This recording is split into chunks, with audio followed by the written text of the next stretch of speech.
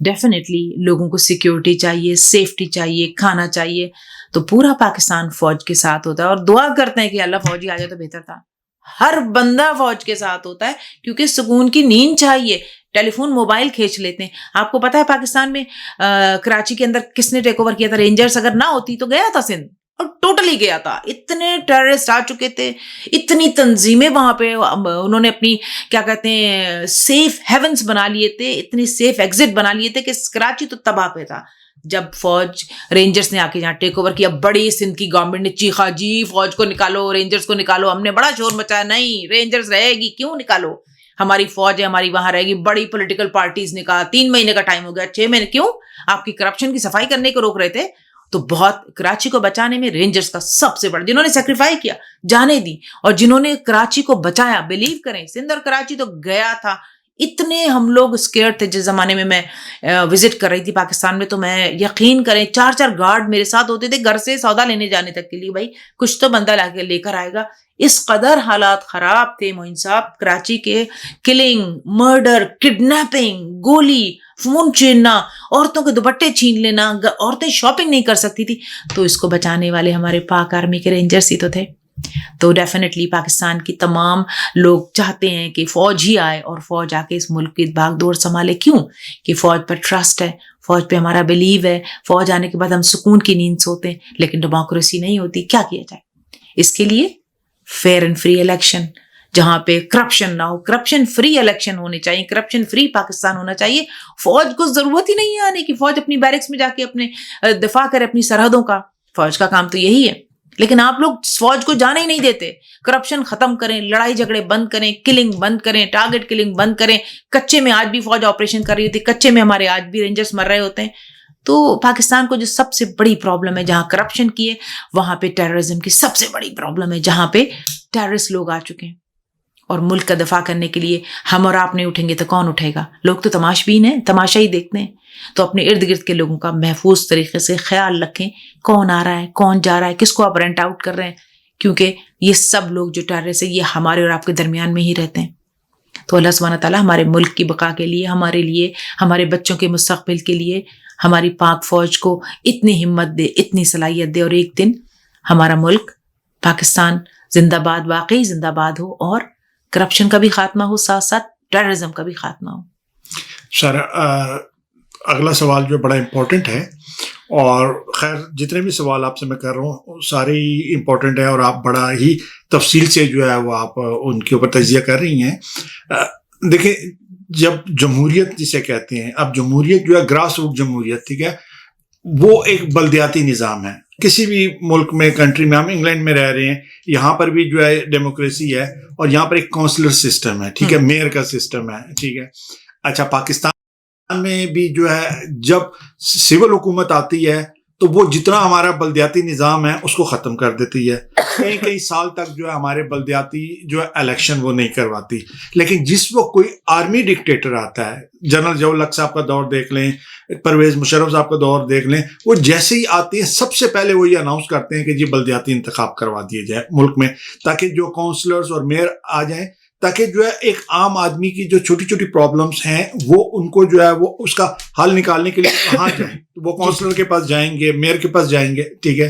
तो मेरा आपसे अगला ये सवाल है, ये जो जमहूरियत के जो चैंपियन लोग हैं और सिविल हुकूमत है, वो क्यों इस बल्दियाती निज़ाम से भागते हैं और काउंसलर्स और मेयर्स को जो है वो नहीं बनाते, ठीक है.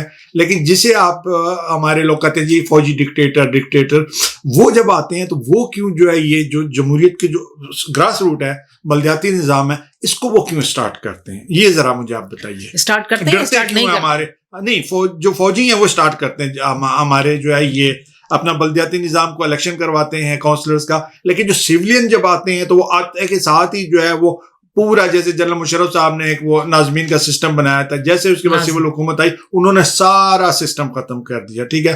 कई सालों के बाद अब उन्होंने जो है वो काउंसलर्स के और मेयर के इलेक्शन करवाए हैं. वो भी इलेक्शन इस तरह करवाए हैं, अल्लाह माफी दे, कि आपस में लड़ाई झगड़े, और जो मेयर बने वो कह रहे हैं जी हमारे तो सारे इख्तियारात इन्होंने छीन लिए हैं. सारे के सारे इख्तियारात जो अपना जो सूबाई चीफ मिनिस्टर है اس نے اپنے پاس لے لیے. تو اب بچے جو ہیں اگر آپ دیکھیں تو ہر مہینے ہر ہفتے کوئی نہ کوئی واقعہ ہو جاتا ہے کہ گٹر کا ڈھکنا نہیں ہے, بچہ جو ہے اس میں گٹر میں گر گیا, مر گیا. کتنے بچے بےچارے مر چکے ہیں. ٹھیک ہے, اب یہ کام جو یہ علاقے کے کونسلرز کا ہوتا ہے. ٹھیک ہے, لیکن جب کونسلر ہی نہیں ہے یا کونسلروں سے آپ اختیارات چھین لیتے ہیں تو بتائیں یہ کیسے یہ سسٹم چلے گا. تو یہی میرا اگلا آپ سے سوال ہے کہ یہ سول جو جمہوریت والے لوگ ہیں وہ اس بلدیاتی نظام سے کیوں بھاگتے ہیں؟ دیکھیے سب سے بڑی میں آپ کو بات بتاؤں, اس لیے بھاگتے نہیں ہیں بلکہ ایک سسٹم ہوتا ہے جس کی طریقے سے. دیکھیے پاکستان میں آج تک انگلینڈ کا ہی نظام رائج ہے, یہ آپ کو پتا ہے. ہمارا جو لا ہے وہ بھی انگلینڈ کا ہے, ہمارا جو کیا کہتے ہیں بلدیاتی نظام ہے وہ بھی انگلینڈ کا ہے. میئر وہاں بھی ہوتا ہے, ہمارے یہاں بھی ہوتا ہے. لنڈن کاؤنسلر آپ کے یہاں بھی ہوتے ہیں, ہمارے یہاں بھی ہوتی ہے. لیکن انفارچونیٹلی دیکھیے جتنا بجٹ کاؤنسلرس کو یا لوکل میئرس کو ملتا ہے اس میں سے وہ 10% بھی کام نہیں کرتے ہیں. یہ بات آپ کو پتا ہے, یہ سب کو پتا ہے. ڈھکنے غائب ہو گئے, آج تک کراچی کے اندر صفائی کے لیے وہ میئر لڑتا رہتا ہے, جی میرے پاس بجٹ نہیں ہے اس کے. بھائی جب بجٹ ہوتا ہے تو وہ جاتا کہاں, ان سے پوچھو تو جو مین چیزیں جو کرپشن, پھر وہی بات آ جاتی ہے, آپ کہیں گے پھر آپ کرپشن لے کر آ گئی. بھائی جب آپ کے پاس لوکل کاؤنسلر لوکل میئرس کے پاس سارا ٹائم آپ لڑتے ہو کہ جی ہمارے پاس کوڑا اٹھانے کا بجٹ نہیں ہے, ہمارے پاس گٹر کے ڈھکنے لگانے کا بجٹ نہیں ہے, ہمارے پاس صفائی کرانے کا بجٹ نہیں ہے, تو جو بجٹ آپ کو دیا تھا وہ گیا کہاں؟ وہ تو پوچھنے والا کوئی ہے ہی نہیں. جب فوج آ جاتی ہے, جب آپ جیسے آپ کہہ رہے ہیں کہ ماشاء اللہ آ جاتا ہے تو یہ بند کر دیتے ہیں کیونکہ ان کو پتا ہے یہ کرپشن کر گئے. ان کو یہ پتا ہے کہ سڑکیں نہیں بنائی, کھا گئے. ان کو یہ پتا ہے کہ جو ٹوٹی پھوٹی سڑکیں بنائی ایک بارش میں ختم ہو گئی. ان کو یہ پتا ہے کہ گٹر کے ڈھکنے جو ہیں ہلکے والے بنائے میں, بارش ہوئی تو اندر چلا گیا بچہ گر کے. میرے سامنے کی بات ہے, I was in Karachi for last 2 years before. میرے سامنے ایسا ایک باکس پڑا ہوا تھا, کارٹن جسے کہتے ہیں کاغذ کا باکس. تو میں نے سوچا میں اس کو پھیلاؤں نہیں پھیلاؤں, میں کیڈی مارکیٹ کی بات ہے, ایسی میں جا رہی تھی, میں نے کہا صبح جا کے دیکھوں کیا ہوتا ہے. تو میں جب پھلانگنے لگی میں نے کہا نہیں میں اس کو پھلانگ لیتی, میں نے اس کو پھلانگ لیا. میں نے جیسے ہی پھلانگا تو پیچھے سے ایک آواز ہے دھڑام. میں نے کہا یہ کیا ہوا؟ جب میں نے پیچھے مڑ کے دیکھا وہ آدمی اندر, لا الہ الا اللہ محمد رسول, یہ میرے سامنے کا واقعہ ہے. میں نے کہا یہ تو بڑا میں نے کہا یہ گٹر کا ڈھکنا تو اللہ کرے میں بچ گئی. آپ بلیو کریں کہ یہ میرا آنکھوں دیکھا واقعہ, مین مارکیٹ کے اندر وہ بندہ اندر ایک دم سے اس نے اپنے آپ کو جمپ کر کے نکالا, اپنا ٹیلی فون چیک کیا کہ فون تو صحیح تھا نہیں تھا. یہ حالت ہے آپ کی. تو میئر اور جو لوکل کاؤنسلرز ہوتے ہیں ان کے بجٹ میں جو کرپشن ہوتی ہے, اس لیے جب فوجی حکومت آتی ہے تو وہ سب سے پہلے بند کرتی ہے کیونکہ ان کو پتا ہے کرپشن کر گیا. یہ وجہ ہوتی ہے سب سے بڑی. دوسری بات یہ کہ جب آپ کے پاس بجٹ ہوتا ہے صفائی کرنے کا, جب آپ کے پاس بجٹ ہوتا ہے گٹر کے ڈھکنے لگانے کا, جب آپ کے پاس بجٹ ہیوی بجٹ ہوتا ہے آپ کی سڑکیں بنانے کا, وہیں سے آپ کرپشن کرتے ہو. جگہ وہیں ہے, میئر بھی ختم ہو گیا, 4 سال بھی ہو گئے, 3 سال بھی ہو گئے. آج بھی وہ سڑکیں پاکستان کے اندر گلشن اقبال میں, کراچی میں, سندھ میں وہ سڑکیں آج تک نہیں بنی ہیں. کوئی بیچارہ اچھا جو آ جاتا ہے کاؤنسلر وہ اپنی سڑک بنا دیتا ہے جہاں پہ اس کو انتخاب کے لیے جانا ہوتا ہے. اس کے علاوہ کرپشن کے علاوہ پاکستان کے جتنے بھی کاؤنسلرس ہیں, جتنے بھی کیا کہتے ہیں بلدیاتی انتخابات کے بعد جو روتے رہتے ہیں کہ ہمارے پاس بجٹ نہیں ہے بجٹ نہیں ہے, اچھا ہے روتے رہتے ہیں کیونکہ تم نے جو بجٹ پہلے جو لیا اس کو کوئی فیئر اینڈ فری آپ پیپر پہ تو دکھا دو کہ کام کیا ہے. جب نہیں کرتے ہو تو ظاہر ہے گورنمنٹ آف سندھ یا گورنمنٹ آف پنجاب کاہے کو بجٹ دے گی آپ کو؟ بھائی کس لیے دے گی؟ یہ سب سے بڑا جھگڑا جو بجٹ کا ہوتا ہے بلدیاتی انتخابات پہ کہ وہاں پہ آپ کھا جاتے ہیں پیسہ, وہاں پہ آپ لگاتے نہیں ہیں, وہاں پہ بچے آپ کے گر رہے ہوتے ہیں, اسکول کے بچے گر رہے ہوتے ہیں, روڈ آپ کی صحیح نہیں ہوتی ہے. تاجران جو ہیں وہ کہہ کے کہہ جاتے ہیں کہ بھائی ہماری روڈ کے آگے صفائی کرواؤ, گٹر کا ڈھکنا کھلا ہوا ہے, بجلی کی تاریں وہ گر رہی ہیں, پورے لوگ مر جاتے ہیں, آپ کے یہاں سائن بورڈ ہے وہ لٹک رہے رہ جاتے ہیں, بارش ایک ہو جائے دیکھیں 10-12 آدمی تو گئے. کیوں؟ کرنٹ لگنے سے جاتے ہیں. زیادہ تر بارش میں جو موتیں ہوتی ہیں وہ کرنٹ لگنے سے, گٹر کے اندر گرنے سے ہوتی ہیں, سڑکیں آپ کی ٹوٹ جاتی ہیں. تو یہ بھی فوج کیا کرے گی آپ کے ساتھ؟ فوج کہاں دیکھے گی؟ فوج کس کو کہے گی؟ سوچنے والی بات ہے. آپ کے پاس جو بجٹ آتا ہے بلدیاتی نظام میں آپ اس کو لگائیں. تو سب سے بڑی وجہ یہ ہوتی ہے. ناظرین آپ ہمارا پروگرام دیکھ رہے ہیں اور یہ پروگرام جو ہے ہم لندن سے پیش کر رہے ہیں اور یورو ایشیا ٹاک جو ہے یہ ہمارا پروگرام ہے. اور آج کا جو ہے ہمارا موضوع مطلب پہلا جو ہمارا پروگرام کا حصہ جو ہے وہ جمہوریت اور ڈکٹیٹرشپ کے اوپر جو ہے ہم بات چیت کر رہے ہیں. اور اس وقت جو ہے میں اور سائرہ دونوں جو آپ کی خدمت میں حاضر ہیں. میں سوال کر رہا ہوں اور سائرہ جو ہے اپنے جو بھی ان کے اپنے تجزیات ہیں اس کی روشنی میں جو ہے اور جو بھی یہ مطلب بہتر سمجھتی ہیں, اور انہوں نے بہت ریسرچ جب بھی یہ پروگرام کے لیے آتی ہیں بہت تیاری کر کے آتی ہیں, بہت ریسرچ کر کے آتی ہیں اور یقیناً بہت اچھے جو ہے یہ تجزیے پیش کرتی ہیں. تو اس وقت ہم ایک شارٹ بریک کی طرف جا رہے ہیں اور بریک سے واپس آ کے پروگرام کو کنٹینیو رکھیں گے. آپ ہمارے ساتھ رہیے گا اور ہمارا پروگرام دیکھتے رہیے گا. خوش آمدید ناظرین آپ ہمارا پروگرام دیکھ رہے ہیں یورو ایشیا ٹاک. میں ہوں آپ کا میزبان معین الدین نواب اور میرے ساتھ جو ہے تجزیہ نگار ہیں سارہ کھجوم. اور یہ پروگرام جو آپ لندن سے دیکھ رہے ہیں اور پوری دنیا میں جو ہمارے پاکستان کے جو بھی ناظرین جہاں پر بھی ہیں وہ یہ ہمارا پروگرام دیکھ رہے ہیں. اور آپ نے اگر کوئی بھی ہمیں سوال لکھنا ہے یا کوئی بھی ہمارے تجزیے سے اگر آپ خوش ہیں نا خوش ہیں تو آپ اپنی رائے کا اظہار جو ہے یوٹیوب پہ بھی کر سکتے ہیں, وہاں سے بھی ہمیں پیغام بھیج سکتے ہیں اور فیس بک سے بھی بھیج سکتے ہیں. تو آج جو ہے ہم نے جو ہے ابھی گفتگو کی ہے جمہوریت اور ڈکٹیٹرشپ کے حوالے سے جو ہے, اور تھوڑا سا میں اس میں اور ابھی جو ہے آگے اس دوسرے پارٹ پہ جانے سے پہلے جو ہے میں سارا سے ایک چیز اور بھی یہ کروں گا کہ جمہوریت اور ڈکٹیٹرشپ میں سارا جو ہم ڈکٹیٹر کہتے ہیں وہ تو ایک یہ فوجی چلے کیا جی فوجی جنرل, فوج کا ایک ڈسپلن ہوتا ہے کہ آرڈر از اے آرڈر, ٹھیک ہے. لیکن جو ہمارے سولین جو پارٹی کے جو صدور ہیں وہ جب آتے ہیں, کوئی بھی آپ سمجھ لیں کہ زرداری صاحب ہو گئے, نواز شریف صاحب ہو گئے, عمران خان صاحب ہو گئے, یہ لوگ بھی جب آتے ہیں تو یہ بھی مطلب دیکھنے میں ایسا ہی لگتا ہے کہ ان کی پارٹیز کے اندر بھی جو ہے وہ ڈکٹیٹرشپ ہی ہے, مطلب جمہوریت تو کوئی نہیں ہے. اگر کوئی پارٹی کا ان کا ممبر یا کوئی بھی ان کا جو نمائندہ کوئی بھی اگر ان کی رائے کے برخلاف اگر کوئی اپنی رائے دینا چاہے تو فوراً اگر وہ وزیر ہو تو یہ اس سے وزارت چھین لیتے ہیں, اگر ان کا کوئی اور ممبر ہو مشیر ہو تو اس کو فٹافٹ ہٹا دیا جاتا ہے اور شوکاز نوٹس دے دیا جاتا ہے. تو اب عوام جو ہے پاکستان کے 24 کروڑ عوام ہیں وہ کیا دیکھ رہے ہیں؟ عوام بیوقوف تو نہیں ہے, آج کل آپ کو پتہ ہے میڈیا کا دور ہے, ٹھیک ہے, اور ہر بندہ جو ہے وہ سمجھدار ہے, بیوقوف کوئی نہیں ہے. تو وہ یہ دیکھتے ہیں کہ بھئی یہ جو سول جو کہتے ہیں جمہوریت جمہوریت جمہوریت, لیکن ان کی اپنی پارٹیز میں بھی جمہوریت نہیں ہوتی ہے.